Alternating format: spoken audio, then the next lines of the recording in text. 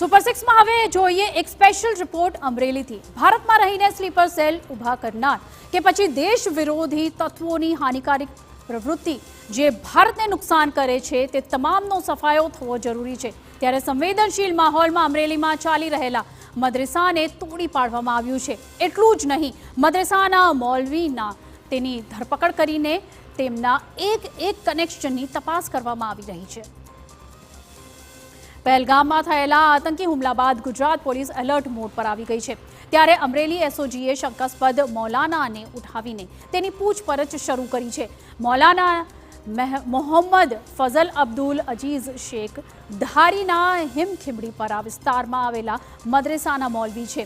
તેના વોટ્સએપમાંથી પાકિસ્તાન અને અફઘાનિસ્તાનના 7 જેટલા શંકાસ્પદ ગ્રુપ મળતા પોલીસે તપાસ શરૂ કરી છે।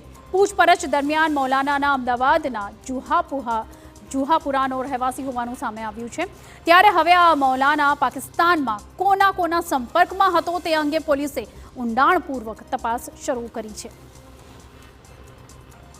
આધાર પુરાવા માગવામાં આવ્યા અને આ મદ્રેસા બનાવનાર અને સંચાલન કરનાર કોઈની પાસે કાયદેસરતા પોતાને કાયદેસરનું આ બાંધકામ અને જગ્યા હોવાનો આધાર પુરાવો ન મળ્યો, જેથી એનો ઓર્ડર થતાં આજરોજ એ ગેરકાયદેસર બિલ્ડિંગ બનેલી મદ્રેસા દીને મોહમ્મદી હતી જે ચલાવતા હતા અને ચાલતી હતી એને તોડવાનો એક આદેશ થયેલો અને આજે એને ડિમોલેશનનું કામ આ જગ્યાએ ચાલુ છે।